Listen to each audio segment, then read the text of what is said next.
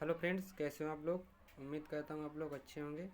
Friends, आज की class होगी मौलिक अधिकार। मौलिक अधिकार क्या हैं और ये क्या होते हैं। तो फ्रेंड्स, चलिए क्लास को स्टार्ट करते हैं। सबसे पहले देखते हैं मौलिक अधिकार होता क्या है। भारतीय संविधान के तीसरे भाग में वर्णित भारत के नागरिक के लिए प्रदान किए गए वे अधिकार जो सामान्य स्थिति में सरकार द्वारा सीमित नहीं किए जा सकते और उनकी सुरक्षा का प्रहरी सर्वोच्च न्यायालय सुप्रीम कोर्ट है। यह अधिकार सभी भारत के नागरिकों नागरिक स्वतंत्रता प्रदान करते हैं, जैसे सभी भारत के लोग भारतीय नागरिक के रूप में शांति के साथ समान रूप से जीवन यापन कर सकते हैं। अब देखते हैं मूल संविधान में 7 मौलिक अधिकार थे, लेकिन अब 6 अधिकार हैं। संपत्ति का अधिकार को हटा दिया गया, तो जो कि 7वां मूल अधिकार था, इसे संविधान के 44वें संशोधन में हटा दिया गया था। देखते हैं, मूल संविधान में 7 मौलिक अधिकार थे, लेकिन 44वें संशोधन 1979 ईस्वी के द्वारा संपत्ति का अधिकार को मौलिक अधिकार की सूची से हटाकर इसे संविधान के अनुच्छेद 301 के अंतर्गत कानूनी अधिकार के रूप में रखा गया है। आगे देखते हैं फ्रेंड्स, भारत के नागरिकों के लिए मौलिक अधिकार। भारत के नागरिकों के लिए कौन कौन से मौलिक अधिकार हैं। पहला है समानता का अधिकार, जिसका वर्णन अनुच्छेद 14 से 18 तक है। दूसरा है स्वतंत्रता का अधिकार, जिसका वर्णन अनुच्छेद 19 से 22 तक है। तीसरा है शोषण के विरुद्ध अधिकार, जिसका वर्णन अनुच्छेद 23 से 24 में है। अगला धार्मिक स्वतंत्रता का अधिकार, अनुच्छेद 25 से 28 में है। अगला है सांस्कृतिक और शिक्षा संबंधी अधिकार, अनुच्छेद 29 से 30 में है। और संवैधानिक अधिकार अनुच्छेद 32 में उल्लेखित है। आगे देखते हैं, समानता का अधिकार अनुच्छेद 14 से अनुच्छेद 18 तक में। अनुच्छेद 14 क्या कहता है। विविध के समक्ष समानता का अर्थ यह है कि राज्य सभी व्यक्तियों के लिए एक समान कानून बनाएगा तथा उन पर एक समान ढंग से उन्हें लागू करेगा। अनुच्छेद 14 कहता है कि सभी राज्य व्यक्तियों के लिए एक समान कानून बनाएगा और उन पर एक ढंग से लागू करेगा। अनुच्छेद 15 कहता है धर्म, नस्ल, जाति, लिंग, जन्म स्थान के आधार पर भेदभाव का निषेध। मतलब किसी भी व्यक्ति के साथ धर्म, नस्ल, जाति के आधार पर उनमें भेद नहीं किया जाएगा।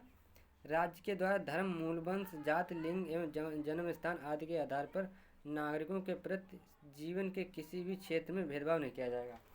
कहने का मतलब है कि अनुच्छेद 15 कहता है किसी भी देश के किसी भी नागरिक को धर्म, जाति, जन्म स्थान आदि के बारे में उसके साथ भेदभाव नहीं किया जाएगा। अगला है अनुच्छेद 16 कहता है लोक नियोजन के विषय में अफसर की समानता। राज्य के अधीन किसी पद पर नियोजन या नियुक्ति से संबंधित विषयों में सभी नागरिकों के लिए अफसर की समानता होगी। अवसाद, अनुसूचित जाति, अनुसूचित जनजाति या पिछड़ा वर्ग। अनुच्छेद 17 कहता है अस्पृश्यता का अंत। अस्पृश्यता के उन्मूलन के लिए इसे दंडनीय अपराध घोषित किया गया है। अनुच्छेद 18 कहता है उपाधियों का अंत। सेना या विद्या संबंधी सम्मान के लिए सेवाएं। कोई भी उपाधि राज्य द्वारा प्रदान नहीं की जाएगी। भारत का कोई भी नागरिक किसी अन्य देश से बिना राष्ट्रपति की आज्ञा से कोई भी उपाधि स्वीकार नहीं कर सकता है। अनुच्छेद 18 ये कहता है। अब देखते हैं फ्रेंड्स, समानता का अधिकार, जिसका वर्णन अनुच्छेद 19 से 22 तक है। देखते हैं। अनुच्छेद 19 कहता है मूल संविधान में 7 की तरह स्वतंत्रता का उल्लेख था, लेकिन अब सिर्फ 6 हैं। अनुच्छेद 19 ये कहता है बोलने की स्वतंत्रता।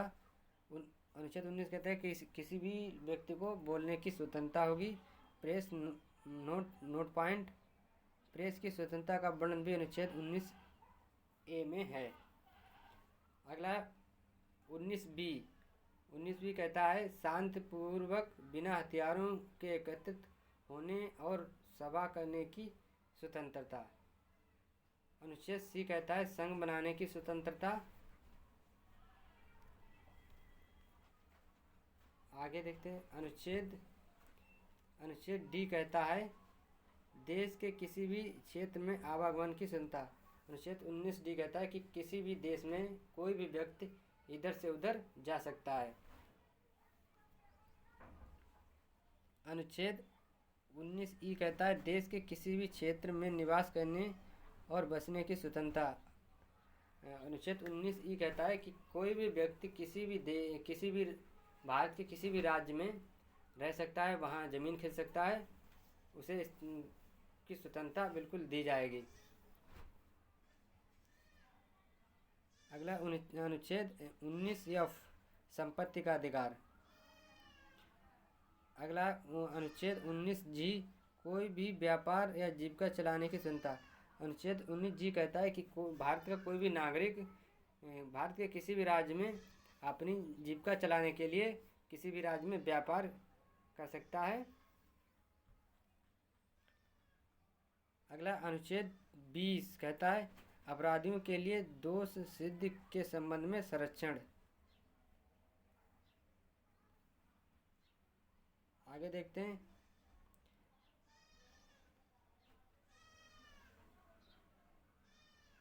इस तरह 3 प्रकार की स्वतंत्रता का वर्णन है।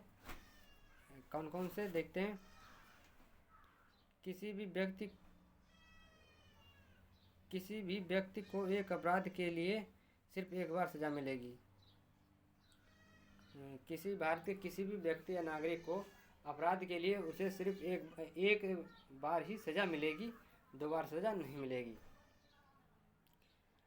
अगला है अपराध करने के समय जो कानून है उसी के तहत सजा मिलेगी, ना कि पहले और बाद में बनने वाले कानून के तहत। अगला तीसरा पॉइंट है किसी भी व्यक्ति को स्वयं के विरुद्ध न्याय में गवाही देने की बाध्य नहीं किया जाएगा। भारत के किसी भी नागरिक या किसी भी मुजरिम को स्वयं की गवाही मान्य नहीं की जाएगी।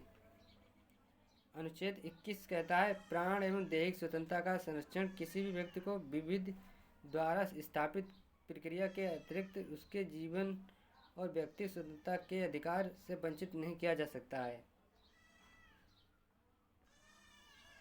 आगे देखते हैं। अनुच्छेद 21 का कहता है राज्य के 6 से 14 वर्ष के आयु के समस्त बच्चों के लिए निःशुल्क शिक्षा उपलब्ध कराए। 86वें संविधान संशोधन 2002 में कहा गया है कि भारत के सभी राज्यों में 6 से 14 वर्ष के बच्चों को निःशुल्क शिक्षा प्रदान की जाए।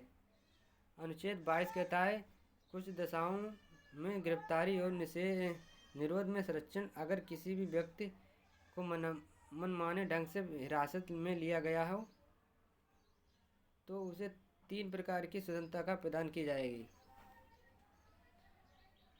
कौन कौन से।